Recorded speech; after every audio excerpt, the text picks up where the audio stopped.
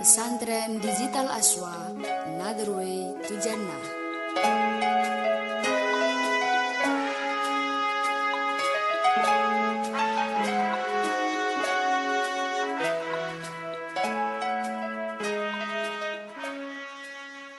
Assalamualaikum warahmatullahi wabarakatuh. Bismillahirrahmanirrahim. Alhamdulillahi rabbil alamin. Wabihi nasta'inu ala umurid dunya waddin. Wassalatu wassalamu ala ashrafil anbiya'i wal mursalin. Sayyidina wa maulana Muhammadin. Wa ala alihi wa sahbihi ajma'in, amma ba'du. Santri digital seluruh negeri rahimakumullah. Tentunya setelah membaca basmalah, hamdalah, sholawat, salam, langsung pada pokok materi tentang hukum daripada pernikahan. Memang hukum pernikahan pada dasarnya sunat. Dalam pembahasan ini kita akan berbicara tentang hukum menikah dalam pandangan syariat, di mana kadang-kadang nikah itu menjadi sunat atau mandub, atau terkadang wajib, atau sekedar mubah, atau bahkan dalam kondisi tertentu bisa menjadi makruh. Dan ada juga hukum pernikahan yang haram untuk dilakukan. Ini memang para ulama membahas sedemikian itu. Yang pertama, hukum pernikahan menjadi wajib itu manakala seseorang kalau tidak menikah, dia takut melakukan perzinaan. Padahal zina itu kan hukumnya haram, dosa besar. Kalau memang nikah itu adalah merupakan solusi ataupun jalan keluar untuk supaya dia tidak melakukan zina, maka nikah menjadi hukumnya wajib. Ma la yatimul wajib illa bihi fahuwa wajibun. Sesuatu perkara yang mendatangkan kewajiban, maka perkara tersebut hukumnya menjadi wajib. Jadi nikah ini karena merupakan solusi untuk supaya dia tidak melakukan perzinaan atau tidak melakukan kumpul kebo, hubungan gelap. Hubungan gelap dalam artian hubungan di luar nikah ya. Bukan hubungan gelap sudah menjadi suami istri, matikan lampunya, kemudian menjadi gelap, dan itu juga hubungan gelap. Bukan itu maksudnya. Tapi apa? Tapi hubungan di luar pernikahan. Kalau itu memang menjadi solusi satu-satunya untuk supaya dia tidak melakukan daripada zina, maka nikah menjadi wajib. Taruh contoh, kalau kita tarik lagi umpamanya kita sholat. Kita sholat wajib menutupi aurat. Wajib menutupi apa? Aurat.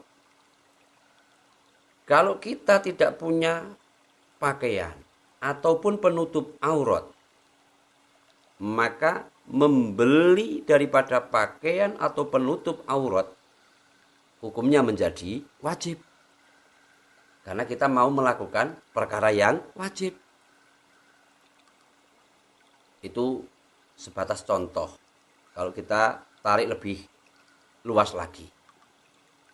Nah, dimana kalau mereka atau orang tersebut khawatir, betul-betul khawatir, karena memang syahwatnya udah memuncak dan lain sebagainya.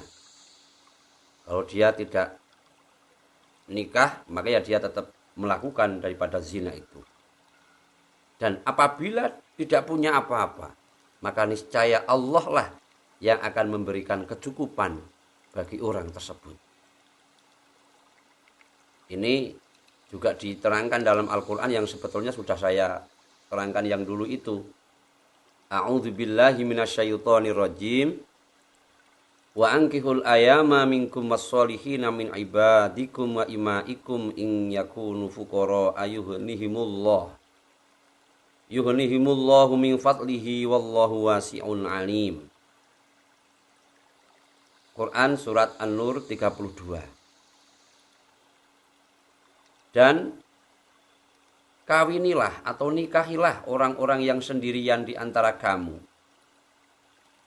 dan orang-orang yang layak dari hamba-hamba yang lelaki dan hamba-hamba yang perempuan.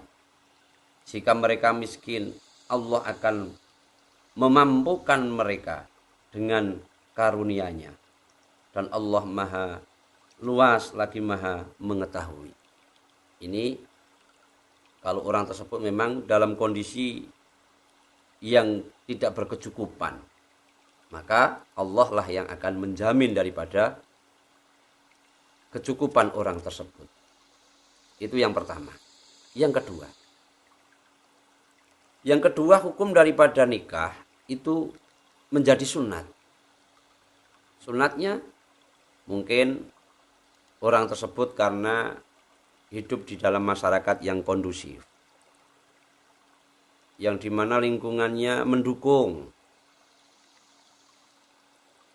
Orang-orang yang punya kondisi seperti ini, maka sunnah baginya untuk melakukan nikah. Namun tidak sampai perkara yang wajib atau menjadi wajib. Sebab masih ada jarak tertentu yang menghalanginya untuk bisa jatuh ke dalam zina. Karena memang masyarakatnya sudah masyarakat yang baik-baik, yang solih-solih. Tapi bila dia melakukan nikah, tentu saja dia akan mendapatkan keutamaan yang lebih dibandingkan dengan dia diam dan tidak menikahi wanita. Paling tidak dia melaksanakan anjuran Rasulullah Shallallahu Alaihi Wasallam untuk memperbanyak jumlah kuantitas umat Islam. Ya, kenapa kuantitas? Ya jumlahnya banyak tapi kualitasnya tidak seperti dulu. Memang ada yang mengatakan badal Islam ghoriban wa sayaudu ghoriban. Islam pada awalnya jarang ini longko. Wasayaudu ghoriban, dan juga akan kembali dengan keadaan yang jarang pula. Maksudnya Islam dulu itu bukan karena jarangnya, itu bukan karena kualitasnya, tapi memang orang-orang yang memeluk agama Islam itu baru sedikit. Mungkin dari Nabi, kemudian sahabat-sahabat Nabi, tabi'in, tabi'in. Tapi kualitasnya lebih hebat yang dulu daripada yang sekarang. Kalau sekarang jumlahnya banyak orangnya. Orang yang memeluk Islam banyak sekali. Tapi kualitasnya tidak seperti dahulu. Kalau sekarang yang memeluk agama Islam tentunya kalau dibanding dengan tempo dulu ya jauh.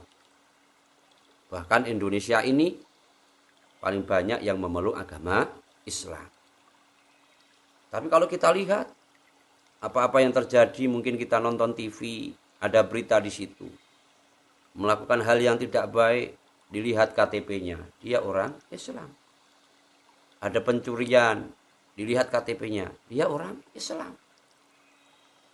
Karena kualitas, tapi cuma karena kuantitas saja. Tidak, kualitasnya tidak seperti dahulu. Orangnya memang benar banyak. Kemudian kembali pada hukum sunat daripada nikah. Di samping mengikuti jejak Nabi, juga memperbanyak jumlah kuantitas umat Islam. Maka hadis Nabi mengatakan, tazawwadul wadudal walud, inni mukatsirum bikumul anbiya yaumal qiyamah. Rawahu Ahmad wa shahahahu Ibnu Hibban. Dari Anas bin Malik radhiyallahu an, bahwa Rasulullah Shallallahu alaihi wasallam bersabda, Nikahilah wanita yang banyak anak, yang banyak kasih sayangnya. Karena aku berlomba dengan nabi lain pada hari kiamat. Hadis riwayat Ahmad dan disahihkan oleh Ibnu Hibban. Ada hadis lain yang diriwayatkan oleh Abi Umamah bahwa Rasulullah Shallallahu Alaihi Wasallam bersabda, "Tanakahul waludal wadud, fa inni mukatsirum bikumul umam yaumal qiyamah." Nikahilah perempuan yang banyak anaknya, yang banyak kasih sayangnya, karena aku akan berlomba-lomba dengan umat. Jadi bagaimana cara mencari perempuan yang banyak anaknya? Tentunya kan kita cari jodoh kan bukan wanita yang sudah punya anak, kan semacam itu. Maksudnya dilihat dari keluarganya, oh keluarganya keluarga besar. Berarti kalau keluarganya besar, berarti bapak atau ibunya ini memang di situ sering mempunyai anak, sehingga diketahui dari keluarganya banyak anaknya. Umpamanya kalau mau menikahi dari keluarga tersebut, ya nanti akan juga banyak keturunan. Kemudian pernikahan ini juga akan bisa menjadi haram. Haram itu berarti tidak diperbolehkan. Secara normal ada dua hal utama yang membuat seseorang menjadi haram untuk menikah. Pertama, tidak mampu memberi nafkah. Kedua, tidak mampu melakukan hubungan seksual. Kalau ada laki-laki yang sudah yang sudah tidak mampu lagi melakukan hubungan intim, hubungan pasutri, maka ya haram untuk melakukan nikah. Nanti yang rugi ya istrinya. Inti daripada nikah itu tanasul, yaitu memproduksi anak. Ternyata setelah nikah daripada laki tersebut, ternyata dia tidak mampu untuk berdiri. Nah kalau tidak mampu berdiri ya gimana lagi? Maka hal yang demikian ini bisa menjadi haram. Itu tentunya bila si pihak perempuan tidak mengetahui. Kecuali kalau bila pihak perempuan ini mengetahui hal tersebut, yang dimana dia mengetahui karena calon suami itu sudah berterus terang. Saya mau nikahi kamu, mau ndak? Tapi ya maaf, saya tidak bisa berdiri umpamanya. Ya ini tidak apa-apa. Kalau memang itu atas persetujuan daripada calon istri tadi. Tapi kalau diam-diam aja, nah ini yang rugi nanti yang istri. Udah lewat dinikahi, nanti sudah setelah jadi rumah tangga kemudian ditalak.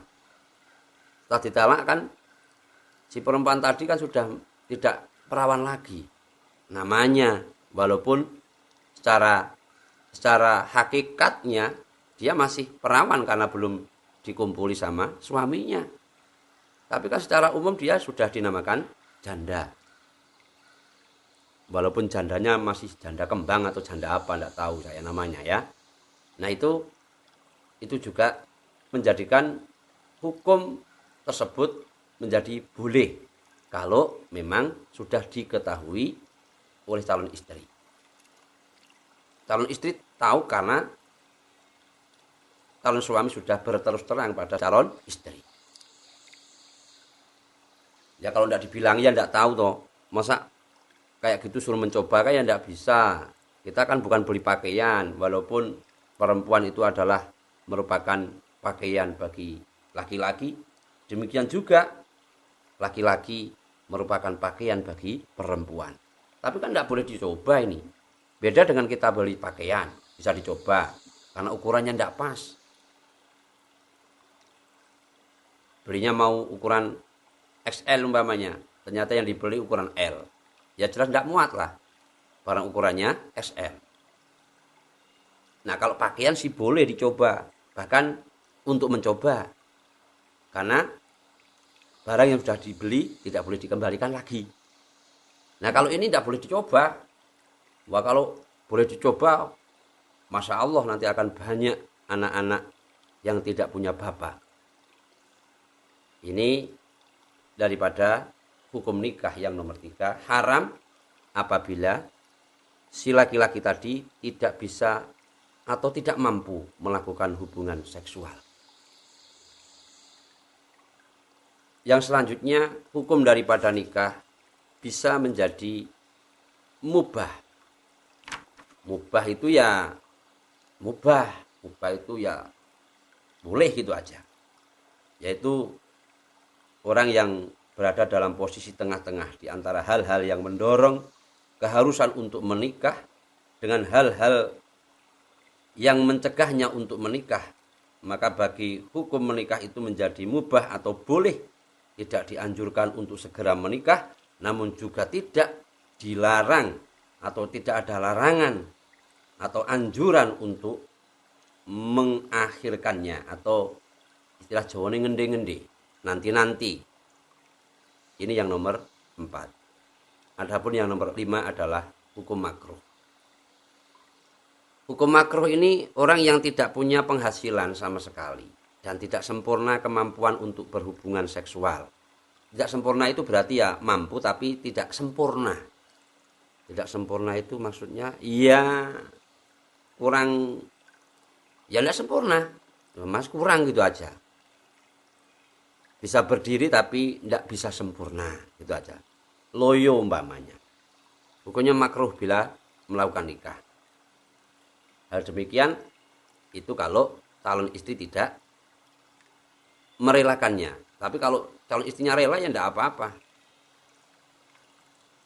Dan punya harta yang bisa mencukupi hidup mereka. Jadi tidak punya penghasilan tetap, hubungan seksualnya tidak sempurna. Kalau istrinya sudah merelakan itu ya tidak apa-apa. Nanti yang akan menanggung daripada keluarganya adalah istri. Nah, ini menjadi makruh kenapa? Sebab idealnya bukan wanita yang menanggung beban dan nafkah suami, melainkan menjadi tanggung jawab pihak suami. Bukannya istri menanggung nafkahnya, suami bukan. Tapi aslinya kan suami yang menanggung nafkahnya istri dan keluarga. Maka hukum yang demikian ini makruh sebab berdampak doror. Doror itu semacam bahaya. Sebab kadang-kadang kalau keluarga yang menguasai istri, apa-apa yang ngeluarin istri, uangnya juga istri, harta bendanya istri, rumahnya punya istri, ini ya tidak kesemuanya. Tapi pada umumnya ini nanti keluarganya akan berdampak doror. Berpengaruh juga pada ketaatan istri pada suami. Orang yang memberi nafkah istrinya kok masa tunduk sama suaminya. Paling kebalik nanti, ya. Dimana kalau kebalik ya suami takut istri. Nah ini yang akan menjadikan bahaya. Maka kebanyakan orang-orang rusak itu karena perempuan. Halakur rajul fi yatimroati. Kerusakan lelaki itu karena di tangan perempuan. Karena lelaki tersebut dikuasai oleh perempuan. Karena suami takut sama istri. Nah itu hukum pernikahan yang nomor 5. Mungkin itu tentang hukum daripada nikah. Untuk yang selanjutnya kita sambung yang besok lagi. Dari saya mohon maaf yang sebesar-besarnya apabila banyak kesalahan. Akhiran wallahul muwaffiq ila aqwamit thoriq. Wassalamualaikum warahmatullahi wabarakatuh. Pesantren Digital Aswa, Another Way to Jannah.